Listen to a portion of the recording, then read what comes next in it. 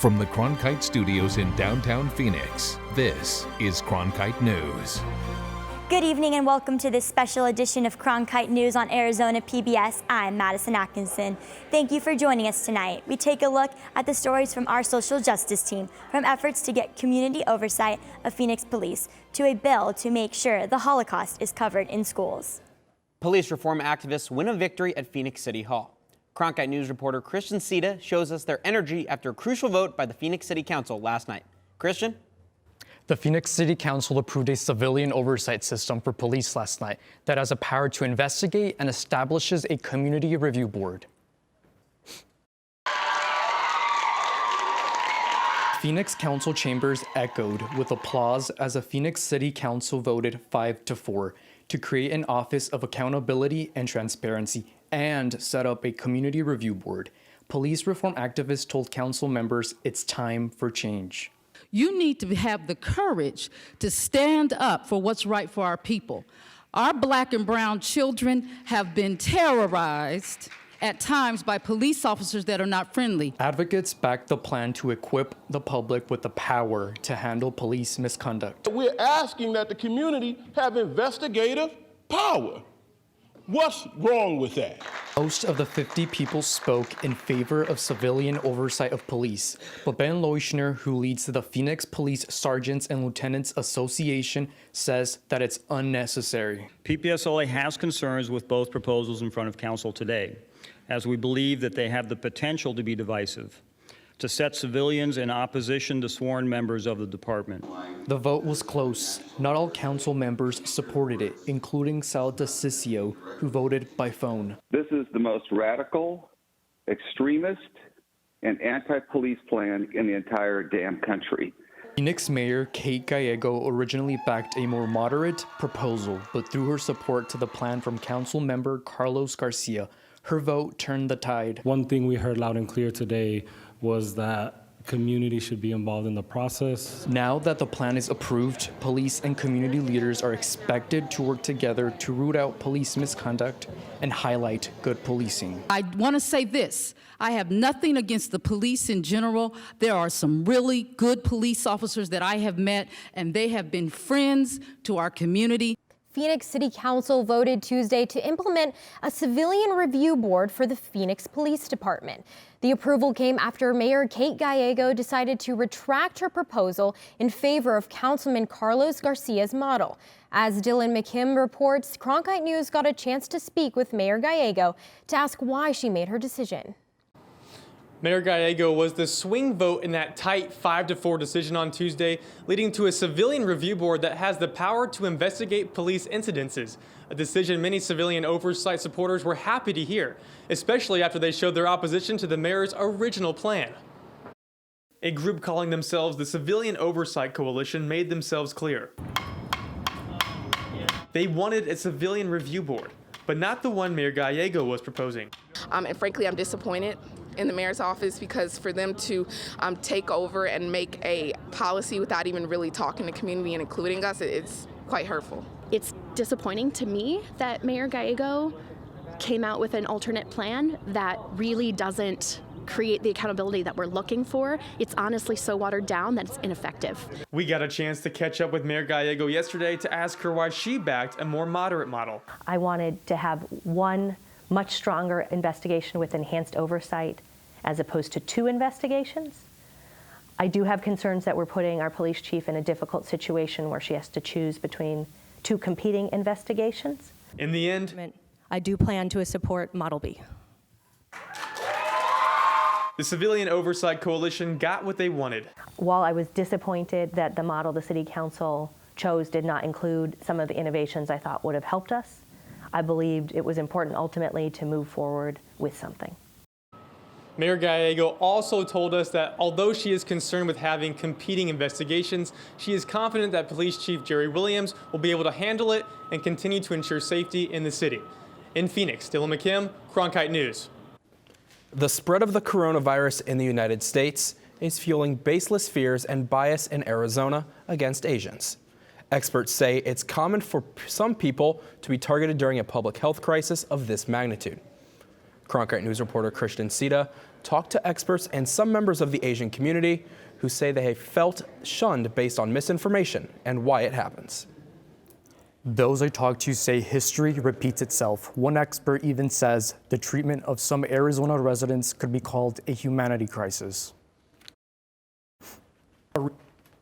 Says it started with whispers when she sat down to study with other Arizona State University students. I could tell that they started to be really uncomfortable.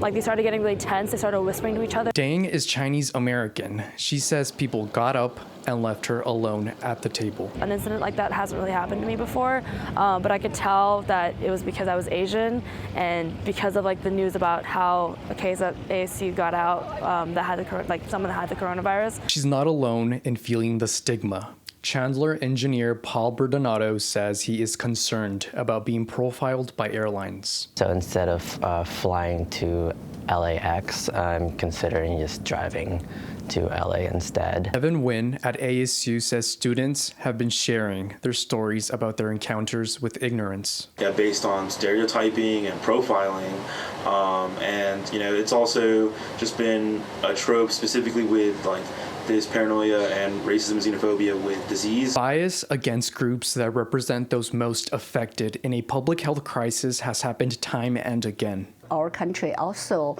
experienced certain incidents because of certain disease outbreak or certain virus. For instance, 1990, the HIV/AIDS incidences, the gay community were subject to stigmatization in terms of they are all blamed for the virus and the disease. Lee also says bias occurred in the early 2000s with SARS and again in the 2010s with Ebola. People blame these groups as being the source of disease, and the targets often are people who belong to racial or sexual orientation groups.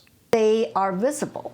And people already have stigma against them in any possible way. That means a public health problem can turn into another kind of loss. The outbreak of the virus is really a public health crisis, and I really think we as population in this country and in the world community should not make it become a humanity crisis. She says those who start to turn fellow human beings into faceless others should learn the facts. Should rely on scientific solution for prevention of future and the cure of this current virus outbreak. Dang says instead of turning away from Asian Americans, turn toward awareness. I think it really ostracizes an entire community, and I don't think that's right in any way. And again, instead of making assumptions, we should have open conversations about it. Last night, dozens of prison reform advocates gathered at the state capitol to battle for those behind bars. I talked to ACLU leaders and family members who believe Arizona lawmakers should support rehabilitation. Incarceration, up with liberation, down with incarceration. That was just one rallying cry from ACLU Arizona's second annual People Not Prisons Vigil. Supporters urged state lawmakers to pass laws for reforms like education programs to prepare people for life after prison. We're here tonight to support earned release credit bills, which would bring people that are in prison home sooner to their families by participating in programming such as education, substance abuse, things of that nature, to help transition successfully back to society.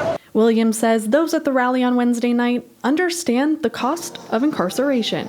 That's true for Nicole Rennick, who believes her brother's sentence was unfair. He bought 2 laptops off Craigslist, ended up getting 7 years. According to the U.S. Department of Justice, prisoners in Arizona must serve 85% of their sentences. Mukhtar Najiullah spent 40 years in Arizona State Prison. He says that requirement is outdated. It's way behind when it comes to criminal justice. And we need progressive people as the county attorneys. We need to give judges more ability to sentence rather than be hamstrung with mandatory sentencing. These are the things we need to do. Legislative bills like HB 2036 would further tougher sentencing. As the opioid epidemic continues, The bill sets mandatory prison times for opioid use or sale, and Rennick is grateful that people are still fighting these odds. Advocates ended the rally with a candlelight vigil to remember prisoners who died before they had a chance for freedom. New tonight, activists are fighting for reforms to an Arizona prison system they say is focused on punishment rather than redemption. Cronkite News reporter Christian Sita talks to advocates who say a clean slate for the formerly incarcerated could lead to a better life outside of prison bars. Prison reform advocates call the Reframing Justice Project a better way to improve society. Supporters spoke at a recent rally at the state capitol. Michael Perino says his son was sentenced to nearly 2 years in prison for taking a family member's car. Once in prison and after prison, he didn't get the help he needed to stay successful. Supporters like Perino want Arizona lawmakers to drop mandatory sentencing for nonviolent crimes and offer more help to people after they get out of prison. Models of justice that are rooted in punishment and move them towards one that embrace radical community making and healing. He opposes House Bill 2036 that sets mandatory minimum sentences for people who use or sell illegal drugs. Mandatory minimums are not good.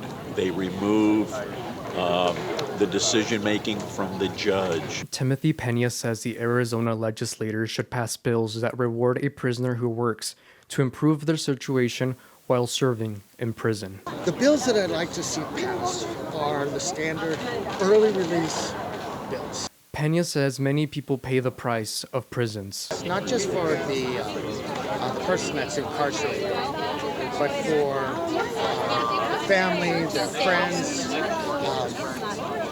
outrageous cost to the taxpayers. The revolving door of prison can come to a stop. Perino says his son returned to a prison a second time. He is now outside of prison walls. Perino is working with groups like American Friends Service Committee to make sure others receive help.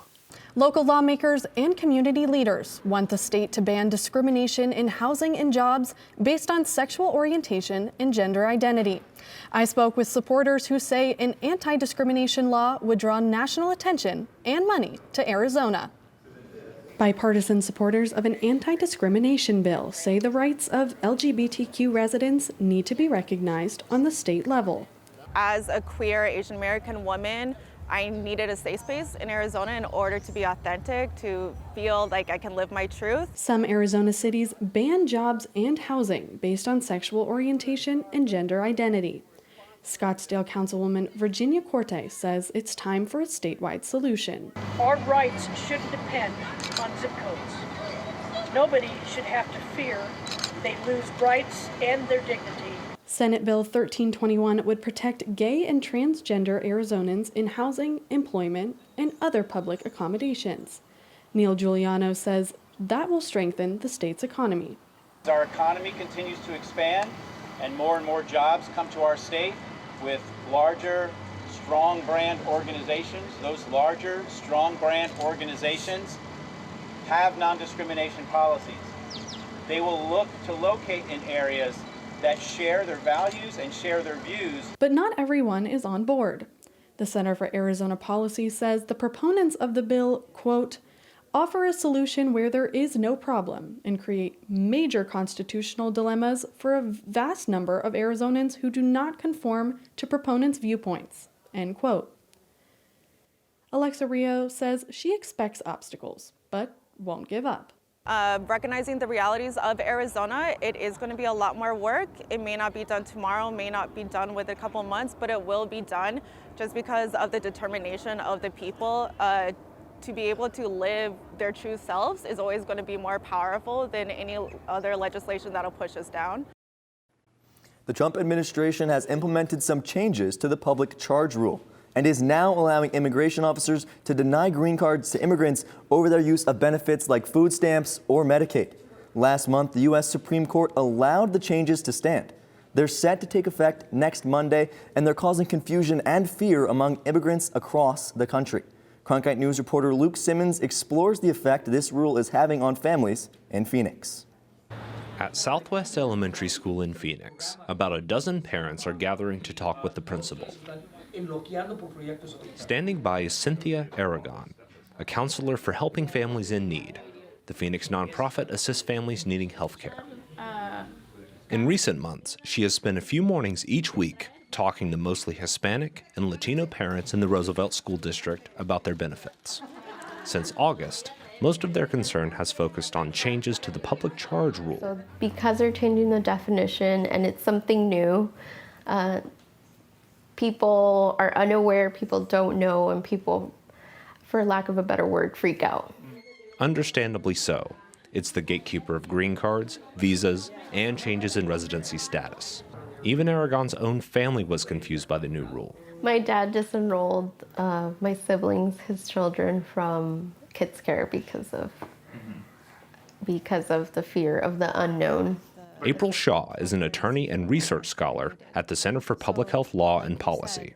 The kids are U.S. citizens, and so their use of any benefit shouldn't be subject to the analysis. Kids care is not a public benefit within the meaning of the rule.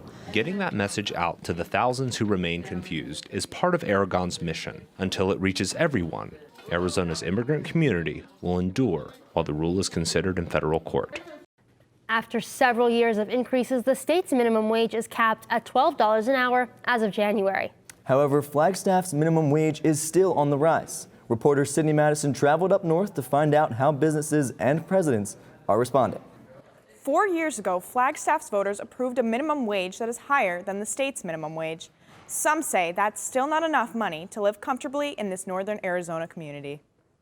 I feel like minimum wage should at the very least be a livable wage. In 2016, Arizona voters decided to gradually raise the minimum wage from $8.05 an hour to $12 by 2020. However, Flagstaff's ballot offered a different measure.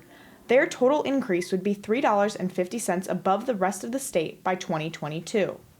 Flagstaff's minimum wage is $1 higher than the rest of Arizona. Still, Flagstaff business owner Scott McPeak says $13 an hour is not a living wage. If you come from western Nebraska, where I do, yes. If you live in Flagstaff, Arizona, where it's $300 a square foot for a house, no. Flagstaff council member Jamie Whelan confirms the city has a high cost of living. Living wage within Flagstaff, I think you'll probably hear from $26 to $28. Whelan says small business owners like herself have had to cut back on some of their employees' hours. It's challenged us at our heart level. Tea shop employee Itzel Guerrero says people need to remember how tough it is to stretch a dollar. Most college students work minimum wage jobs and they have to pay for their own colleges, their own rent, their own groceries, all of their living expenses. If they have families, if they have a baby at that point, life happens regardless of how much money you make. Small businesses will continue to adjust to the new wages, and some have even expressed that they would pay above minimum wage to keep quality employees. In the Broadcast Center, I'm Sydney Madison. For many LGBT citizens, it's hard to find welcoming social events in their own city, inspiring some to go out and create a space of their own. Erica Morris takes us to Lake Hughes, California, and the largest lesbian sporting event in the world. Good morning, get up, get up, get up. This isn't your typical summer camp. We've got an obstacle course, we've got tug of war, we do wheelbarrow races, we do potato sack races. I mean, the sports are pretty epic. This is Lesbian, a camp for women who like women. I just had wanted to play some park games with friends, maybe watch a few lesbians do push-ups. But this event became much more. It was something in our community that maybe there was a hole or this market for this thing that we really wanted to do, hang out outside with each other and play stupid games and be kind of silly. A weekend that's filled with competition featuring teams and spectators, giving women like Nicole Upshaw, who traveled from Chandler, Arizona, an outlet to compete. We heard about it through a friend of a friend.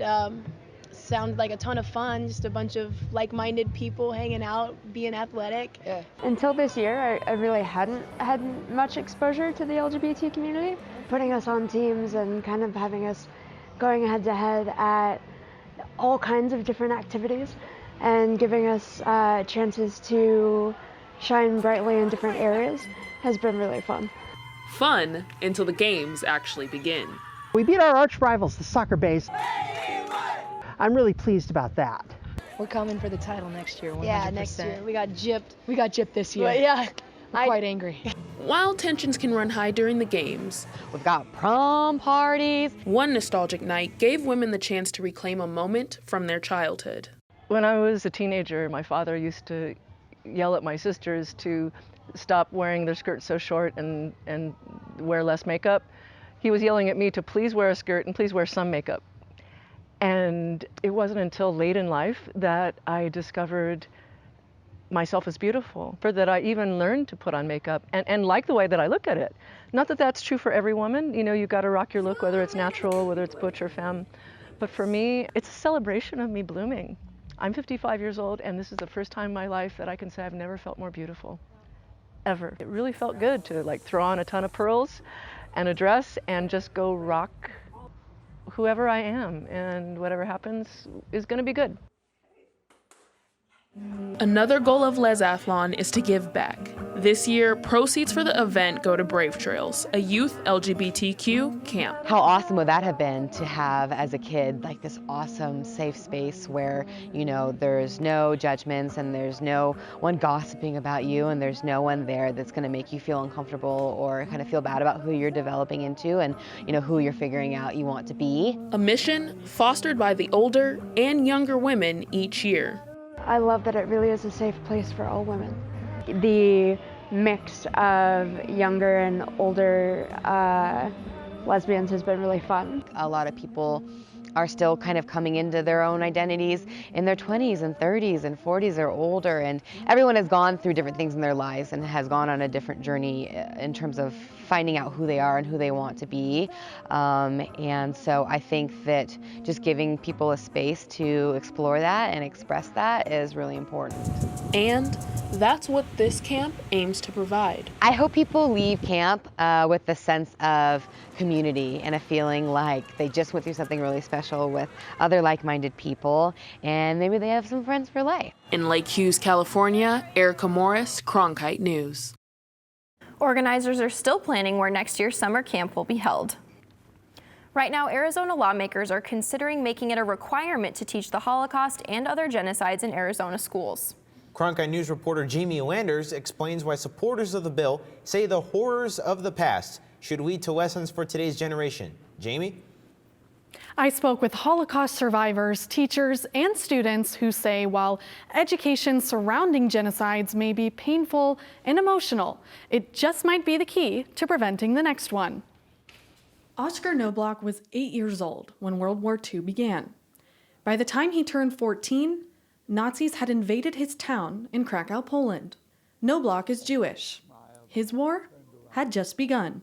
They would come regular once a month. They would take and have deportations. Part of the street in the ghetto would be blocked off with soldiers, with trucks, with dogs, and everybody on that street would disappear. Whether you worked or not, you would grabbed and they send you to the station and you would end up on a train and you'll be gone forever. For 2 years, he survived in the Krakow ghetto. He was forced to work, emptying garbage cans into a wagon driven by a Polish farmer, all the while burdened under the weight of German rule. If you kill one German, the Germans will turn around and kill 100 of you. If you injure one, they'll kill 50 of you.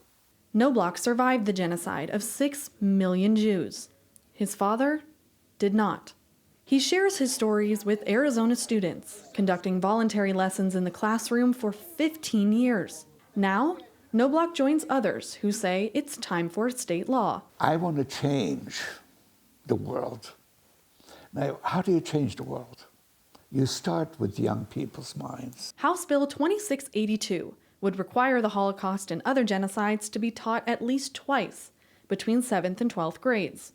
Advocates cite a national report that shows knowledge of the Holocaust is waning.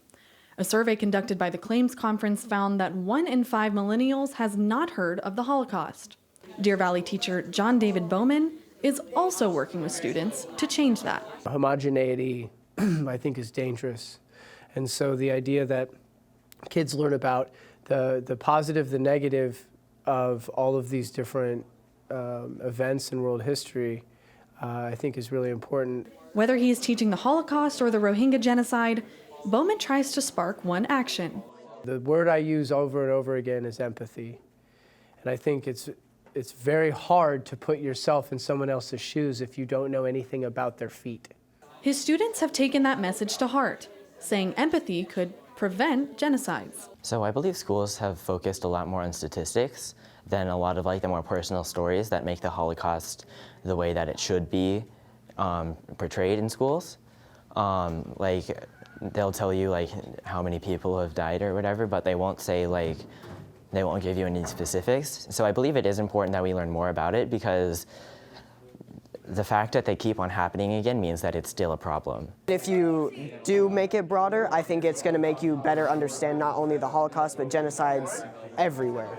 Knobloch says teachers like Bowman are creating what he calls upstanders, people who step in to help, even when that isn't easy. So what did you do with your hate, they ask me. And that's when I bring out a smile. And I said, I kicked it out of my vocabulary.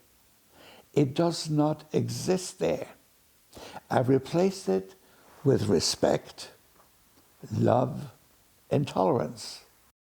Knobloch is 94 years old. After sharing his story hundreds of times and watching with hope as the genocide education bill makes its way through the legislature, he finally feels comfortable stepping away. His days of Holocaust presentations are at an end. In the studio, Jamie Landers, Cronkite News. That's it for this special edition of Cronkite News tonight. Thanks for joining us. For top Arizona stories anytime, go to cronkitenews.azpbs.org.